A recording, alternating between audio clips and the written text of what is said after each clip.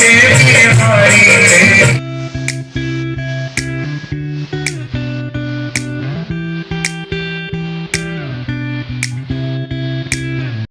Hello Ram Ram ji, कैसे हैं सब। आई होप आप सब अच्छे होंगे। आप सोच रहे होंगे कौन सी क्लिप डाल रही है, ये क्या है। तो हाँ, बहुत ज़्यादा हम सब डर गए थे। इनकी आंख में चला गया है फेविक्विक और इनकी पलकें ना ऊपर को जा नहीं रही हैं। तो मैं गर्म पानी के छींटे मार रही हूँ, पोंछ रही हूँ, जिससे वो फेविक्विक थोड़ा सा पिघल के निकल जाए, क्योंकि आँख में इनके ऐसा करक रहा है कि मतलब आंसू रुक ही नहीं रहे हैं। तो हम सब परेशान हैं, डर रहे हैं। मैं खाना बना रही थी, इधर मैंने सुना कि पापा के फेविक्विक चला गया है, खुशी ने बताया। तो मैं डर के मारे चली आई, क्योंकि अभी तक लड़ाई झगड़े चल रहे थे, अब वैसे भी अभी प्रॉब्लम चली रही थी, और इधर ये हादसा हो गया। कसम से हम सब मजबूत इतने नहीं होते, लेडीज़ बहुत ज़्यादा डर जाते हैं।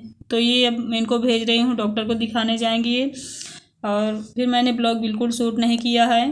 ये मॉर्निंग के 10-11 बज रहे हैं, 11 साढ़े 11। ये मैं मलाई रखी थी, उसे मैं जा रही हूँ घी निकालने। फिर ब्लॉग शूट करने का मन ही नहीं हुआ मॉर्निंग से। तो अभी बच्चे भी स्कूल चले गए हैं, हस्बैंड भी काम पे चले गए हैं, दवा उन्होंने करा ली है, ड्रॉप दिया था डॉक्टर ने, तो अब आराम है उनकी आंखों में। मैंने उनको कहा चश्मा अभी लगा लो, चश्मा लगा के जाओ, मतलब इससे थोड़ी सी हवा नहीं लगेगी आँख में तो आंसू कम आएंगे, क्योंकि फेविक्विक अभी तक निकला नहीं है। डॉक्टर ने बताया है कि धीरे धीरे ड्रॉप डालते जाइए, वो निकल आएगा। मतलब ये सारा कुछ होता है। कभी कभी ऐसी नेगेटिविटी हो जाती है कि हम सब डर जाते हैं कसम से। तो बस मैं मलाई निकाल रही थी, इधर मलाई इधर रख के चली गई थी बाहर की तरफ, दूसरा काम कर रही थी। कुकर से सारी दाल बह गई और ऐसे फुहारे निकल रहे थे। ये भी मैंने कहा ये भी एक पता नहीं कांड क्या हो रहा है, मतलब कुछ भी हो रहा है इस समय, समझ नहीं आ रहा ऐसा क्यों हो रहा है। देखिए पूरी दीवार गंदी हो गई, और दूध ढका हुआ था, नहीं दूध में दाल पड़ जाती। ये सारा कुछ आज हुआ मेरे साथ, मतलब आज का दिन ही बेकार है। ये देखिए कैसे कुकर का हाल हो गया है। और अभी तक चावल रखा है, चावल मैंने नहीं डाला है। ये दोपहर का लंच है बना रही हूँ। और इधर चाय वाला दूध भी उबाल कर मैंने रख दिया है। और किचन का मतलब हाल ख़राब हो गया, साफ़ किया था मैंने सुबह, कुकर ने सब कुछ बर्बाद कर दिया। मतलब कभी किसी दिन ना कुछ अजीब होता ही रहता है, तो आज ऐसे ही हो रहा है। और आज का दिन है, हाँ थर्सडे का दिन है आज। और इस कुकर की वजह से ना मैं डर गई थी, बाहर ही बैठी थी। मैंने कहा पूरी इसकी गैस निकल जाएगी तभी मैं रूम में जाऊंगी, कहीं कुकर ना फट जाए, क्योंकि ऐसे हादसे होते रहते हैं। तो मैं अंदर से इन सब चीज़ों से बहुत ज़्यादा डरती हूँ। काफ़ी लेट हो गया है, बच्चे आ गए हैं, खाना बना नहीं अभी तक। सब कुछ आज सुबह से उलट पलट हो रहा है। कल शाम से जब उनकी आँख में वो फेविक्विक गया, उतनी टाइम से मतलब मेरा माइंड हो गया अपसेट। जब माइंड थोड़ा सा अपसेट हो जाता है ना, डर मतलब जब माइंड में चला जाता है, तब भी काम बिगड़ता जाता है। तो कल से यही हो रहा है। मुझे टेंशन लगी कि आंखों में फेविक्विक चला गया, कहीं आंखों में कोई प्रॉब्लम ना हो जाए, बस यही टेंशन कल से मुझे खाई जा रही है। और जो मैं गुस्सा थी अभी तक उनसे, वो गुस्सा तो पता नहीं कहाँ चली गई है। जब हमारे खास लोगों को थोड़ी सी प्रॉब्लम होती है ना, तो जब हम खुश रहते तभी हम नाराज़गी भी दिखाते हैं। थोड़ी सी प्रॉब्लम हुई ना तो फिर हमारी जान निकल जाती है, क्योंकि कहते हैं ना कि पति परमेश्वर ही होता है। सच में उनके साथ हम एक नमक रोटी भी खा रहे हैं तो भी ठीक है, अगर हम घास काट के भीख मांग कर खा रहे हैं उसमें भी ठीक है। क्यों? क्योंकि हम साथ में हैं, हमारा जीवन साथी हमारे साथ है, तो हम किसी भी स्थिति में खुश हैं, क्योंकि साथी साथ होता है ना, तो सारी स्थितियां अपने आप सही हो जाती हैं। ये मेरा मानना है। लड़ाई झगड़े तो हाँ होते हैं, मैं ये भी संदेश देना चाहूँगी पब्लिक को कि हाँ ये सब तो होते हैं, लेकिन कभी भी मन में जो अपने खास हो ना, उनके लिए मन में ना ऐसा प्यार रखना चाहिए कि ऊपर से क्रोध दिखे, अंदर से एकदम मुलायम मोम की तरह रहो, कि उनमें अगर ये कांटा भी लगे उनको, तो आपको पहले आंसू आ जाए। प्यार इसे कहते हैं। दिखावा नहीं उतना करना चाहिए वाइफ हस्बैंड के बीच में भी, क्योंकि देखिए अगर आप बार बार दिखावा करोगे, बार बार एक्स्ट्रा प्यार दिखाओगे, तो आपका प्यार का मान भी नहीं रहेगा।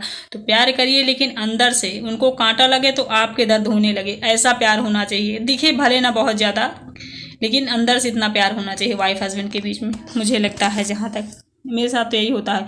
ऊपर से मैं क्रोध दिखाती रहती हूँ, लेकिन एक कांटा उनको लग गया ना, तब तो मेरा लगता है पूरा मेरे शरीर का एक एक अंश निकल गया। मतलब मेरे शरीर में शक्ति ही नहीं है, मतलब इतना मैं डर जाती हूँ कुल मिला के। तो जहाँ तक मैंने महसूस किया है कि प्यार इसी को कहते हैं। जो अपनों को तकलीफ हो, दर्द हमें हो, तो समझ लो कि यही सच्चा प्यार है। और देखिए घी मैं निकाल रही हूँ, लेकिन मेरा आज आप सब लोग फेस देख लो। अभी कुछ दिन से खुश रह रही थी ना, लेकिन आज फिर से थोड़ी सी वीक हो गई हूँ। लेकिन अभी जब वो काम से आएंगे थोड़ा सा बताएंगे कि ठीक ठाक सब कुछ है, तो मैं थोड़ा सा फिर से अपने फेस पे स्माइल ले आऊँगी। ये देखिए अभी नहीं उठ रहा है, इसे रख दूँगी मैं और दिखाती हूँ। ये कपड़े मैंने डाल दिए इधर, कल से ऐसे पड़े थे, और बच्चों ने क्या कांड किया ये भी देख लीजिए। चलिए दिखा देती हूँ। ये यहाँ हैं सब ऐसे फेंक फाक के रखे हैं। देखो ऐसे ही करते हैं, जब जब स्कूल से आते हैं कबाड़ कर देते हैं। और आते ही बोले हैं मम्मी पापा आए कि नहीं, क्योंकि शाम को पापा से ये लोग कह रहे थे। ये देखिए मैंने निकाल लिया है मलाई से नैनो घी, इसे निकाल के रखूँगी, बाद में फिर कुछ देर बाद पकाऊँगी। इतना निकला है, ये 20 दिन का है, मेरे घर की मलाई का 20 दिन का ये घी इतना निकला है। ये देखिए इसमें डाल दूँगी, इसी में पकाऊँगी इसको, क्योंकि उबलता ज़्यादा है ना। थोड़े बड़े बर्तन में उबालो तो घी बाहर नहीं गिरता, नहीं बाहर गिरने लगता है। और जिसमें मैंने मथा था ना वही वाला बर्तन है ये। तो फिर पापा आ गए उनके काम से। फिर ये देखिए पिज्ज़ा के लिए लोग रो रहे थे, तो ये लोग बिना मसाला के खाने वाले थे। मैंने कहा सब कुछ मिला लो फिर खाओ। बच्चों का ना मेरे ये बहुत ही फेवरेट है। मतलब कभी भी कुछ भी कहेंगे मम्मी मंगवाना हो तो केवल पिज्ज़ा मंगवाइएगा। तो पापा ले आए हैं, ये सब खाने जा रहे हैं। अब जाके मिला है टाइम, सारा काम ख़त्म कर लिया मैंने। घी भी मैंने पका लिया है, अभी दिखाऊंगी आप लोगों को। सारा काम किया, बच्चे आए, आप लोगों ने देखा। पिज़्ज़ा चिल्ला रहे थे मम्मी पिज़्ज़ा खिला दीजिए, तो मैंने कहा चलो आज जाओ। पापा से मैंने कह दिया ऐसे ही कि जाके पिज़्ज़ा खिला दीजिए बच्चों को। तो पहले आधे घंटे तक बैठे थे ऐसे ही मुँह बना के, फिर अपने आप बोले चलो बेटा कौन चलेगा मेरे साथ। जिसका मतलब जिस पिज़्ज़ा कई प्रकार के आते हैं ना, तो ये था कि जो उन्हें पसंद होगा अपना कह देंगे ये वाला बना दो, तो ये वाला हम खाएंगे। तो लेके बच्चों को गए थे, आके बच्चे खा चुके, आप लोगों ने देखा। मैं तो नहीं खाती बिल्कुल, मुझे पिज़्ज़ा के नाम से ही अजीब लगता है। उसमें वो सफ़ेद सफ़ेद क्या रहता है, वो अच्छा ही नहीं लगता मुझको, बिल्कुल भी नहीं अच्छा लगता। तो ये जो सिस्टर मेरी एक कमेंट कर रही थी मेरी कल की वीडियो में कि शीश आप सुंदरकांड का पाठ करिए आपके घर में सब कुछ ठीक हो जाएगा। तो डियर शीश, सच बताऊं आपको, मुझे 2 साल हो गए रेगुलर सुंदरकांड का पाठ करते हुए। ट्यूसडे को सैटरडे को मैं हमेशा पढ़ती हूँ। कोई प्रॉब्लम आ गई, कोई समस्या आ गई, या तो मुझे ही कोई परेशानी हो गई या बीमार हो गई कुछ, तो बात अलग है। 2 साल से हफ्ते में 2 दिन सैटरडे और ट्यूसडे को मैं पढ़ती ही हूँ रामायण, मतलब नियम है मेरा।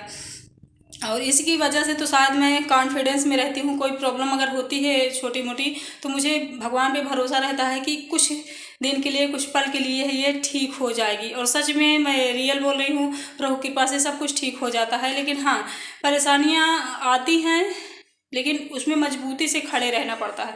जब मजबूती से हम खड़े रहते हैं तो आगे का रास्ता प्रभु जरूर दिखाते हैं। और जब तक हमें ये सब चीज़ें होती नहीं ना, तो हमें एहसास भी नहीं होता कि कौन सा इंसान हमारे लिए कितना इम्पॉर्टेंट है। वाइफ हस्बैंड में ही ले लो, अगर लड़ाई होती है, चिक चिक होती है, थोड़ी सी बात विवाद होता है, बतरासन होती है, तो हमें इतना पता चल जाता है ना कि अच्छा मैं अपने हस्बैंड से इतना प्यार करती हूँ। हाँ, वो 3 दिन के लिए चले गए, मेरा तो हाल बेकार हो गया। वो मुझसे बोल नहीं रहे थे, मुझे तो अच्छा नहीं लग रहा था। और हस्बैंड लोगों को भी पता चलता है ना कि अरे बताओ साधना ने इतने दिन मुझे खाना नहीं दिया, मैं तो दुबला होने लगा। सच में बच्चों से कह रहे थे, बच्चे खुद मेरे कह रहे थे पापा आप तो दुबले हो गए, मम्मी का खाना आप खाते तो ठीक थे, अभी आप दुबले दुबले लग रहे हो। तो सबको एहसास होता है, जब भी लड़ाई झगड़े मनमुटाव होता है ना, तो इंसान को एहसास होता है कि वो इंसान हमारे लिए कितना इम्पॉर्टेंट है। तो ये मैं मानती हूँ कि ये ज़रूरी है, थोड़ी सी नोक-झोंक भी ज़रूरी है। बस ज़्यादा ना होने पाए, बात बिगड़ने ना पाए, बात उलझन में ना हो जाए। मोटा मोटा चिक चिक कर रहे हैं, बात बढ़ गई तो बढ़ने ना पाए। जब हम समझदारी से काम करेंगे ना, तो सब कुछ अपने आप सही हो जाता है। और भगवान का नाम लेते रहें, क्योंकि वो ज़रूरी है। तो सुंदरकांड ईयर में पढ़ रही हूँ, अभी भी पढ़ती रहूँगी। ये मेरे पापा भी पढ़ते थे हमेशा, मेरे पापा हमेशा पढ़ते थे सुंदरकांड। वो तो जब खाली हो जाते थे, जब से रिटायर हो गए थे, टीचर थे वो, गवर्नमेंट रिटायर हो गए थे ना, घर में वो अक्सर ही रामायण पढ़ने लगते थे। जब उनको टाइम मिलता था तभी हाथ मुँह धुल के बस पढ़ने लगते थे, नहा धोने के बाद। उनका ये नियम था। तो बस उन्हीं से, अपनी मम्मी पापा से ही मैं सीखी हूँ। पूजा पाठ करना, रामायण पढ़ना, बहुत कुछ, मतलब सब उन्हीं से मैंने सीखा है। तो ये सब मैं करती रहती हूँ चीज़। इसीलिए आप टेंशन ना लो। और आप सब ने जितना मेरे लिए दुआ करी है, विश दी है, भगवान से प्रार्थना करी उन सब सिस्टर को। Thank you so much. घर में जो भी प्रॉब्लम थी धीरे धीरे कम हो रही है। डायरेक्ट मैं प्रॉब्लम को ख़त्म भी नहीं करना चाहती हूँ। डायरेक्ट हम किसी चीज़ को अगर ख़त्म कर देते हैं ना तो इंसान को एहसास नहीं होता। तो मैं सब कुछ धीरे धीरे चाहती हूँ कि सब धीरे धीरे हो, समझते हुए हो कि अगली बार ऐसी गलतियाँ ना हो कि ऐसी बीच में ऐसी दूरियाँ आए, ऐसी चिक हो। मैं इसलिए बस नॉर्मल से धीरे धीरे ही इस प्रॉब्लम को सॉल्व कर रही हूँ। आई होप सब कुछ ठीक हो जाएगा। तो ये देखिए इतना घी निकला है, मैंने पका लिया है। और हस्बैंड आ गए हैं काम से, उनको काफ़ी आराम है, बोल रहे हैं अब करक नहीं रहा आँख में। तो मैंने कहा चलो भाई सब ठीक है। अब तो फिर चाय बना के पीऊँगी, मिलूँगी आप लोगों से नेक्स्ट वीडियो में। चलो फिर finally bye, thank you so much.